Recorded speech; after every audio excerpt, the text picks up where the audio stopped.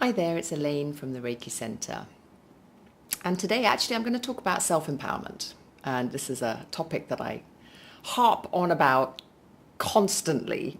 And it's related to Reiki, as it is one of the reasons we do Reiki. In fact, as far as I'm concerned, it's the only reason we do Reiki, is to come more and more into our personal power and our personal integrity.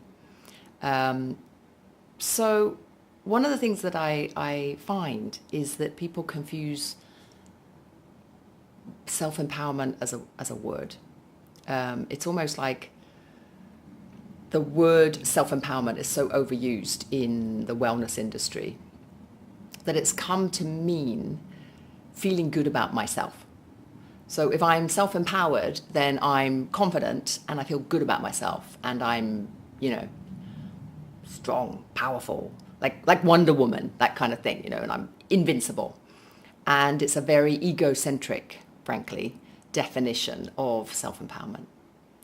Self-empowerment may feel good, and it may feel absolutely horrible, because sometimes when you step into your own power, you actually have to look very deeply at areas in your life where you are diminishing yourself or diminishing others through your actions, where you are holding other people small, restricting their actions in order for you to feel good about yourself.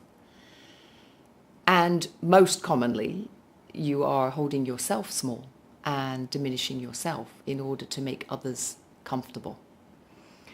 And self-empowerment is really about courage, and about having the courage to really look deeply in your life and your patterns and your relationships and what you're doing, and really taking a stand with yourself compassionately. So it's not like Wonder Woman going out there and just throwing all the baddies into the pit of fire. It really is about approaching these things with compassion. And you may, after many, many years of practice of Reiki, and it's not only Reiki that does this, right? It's meditation, yoga, any of these practices that increase your awareness of what is happening, increase your awareness of reality, and in particular, your awareness of your own inner unconscious behaviors. And when you start to do a lot of Reiki, or maybe you're sending to particular labels, issues, or these kinds of things, you begin to see these patterns. They start to really hit you in the face, and they become pretty loud. And often I say to people, as you go up the levels, as you go from Reiki 1, it's still kind of nice and calm and lovely. And Reiki 2, you start to really push against some of our very unconscious and fairly toxic patterns of behavior. And then once you step into the master's energy and you start teaching, then it becomes really in your face. Like it's more painful to live with the delusion than to actually do something about it. And so self-empowerment is really coming into that ability to see through the delusion. And that delusion is always projected outwards. So it's what you blame others for, basically. And it's what you put out there as you are the victim. Like, people are being mean to me, or people are always not seeing me, or not appreciating me, or whatever it is. I mean, it doesn't matter what it is. When you really come into self-empowerment, what that means is that you look at it and go, where in my life, if I'm blaming everybody else for a particular thing, so let's say I'm blaming everybody else for being mean to me, where in my life am I mean to myself? And really sincerely looking at that. Where am I mean to myself? When I look at the mirror, when someone says something to me and I beat myself up for not having the courage to answer back, I'm being pretty mean to myself. And really starting to look at these things. Because the more you stop being mean to yourself, the more others will stop being mean to you. The more you start appreciating yourself, the more others will appreciate you. And it's not even rocket science. It's just so simple.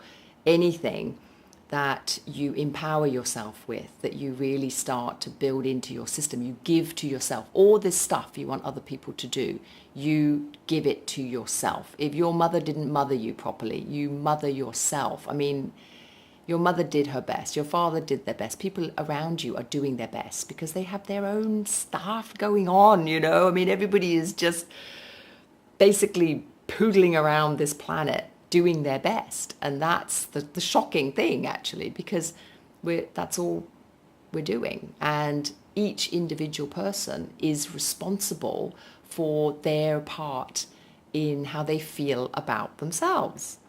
So that kind of sounds pretty obvious, but it's amazing how often we expect others to make us feel better.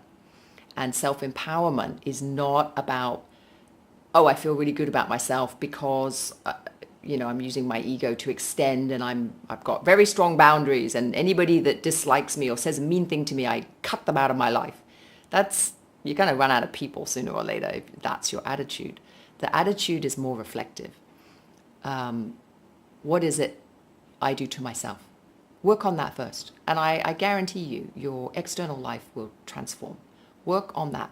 What is it you're doing to yourself? How are you diminishing yourself? How are you disempowering yourself? And if you work on that, I guarantee you, the external environment will change dramatically, because it's merely a reflection. That's all it is. It's a reflection. And that's the work. Thank you.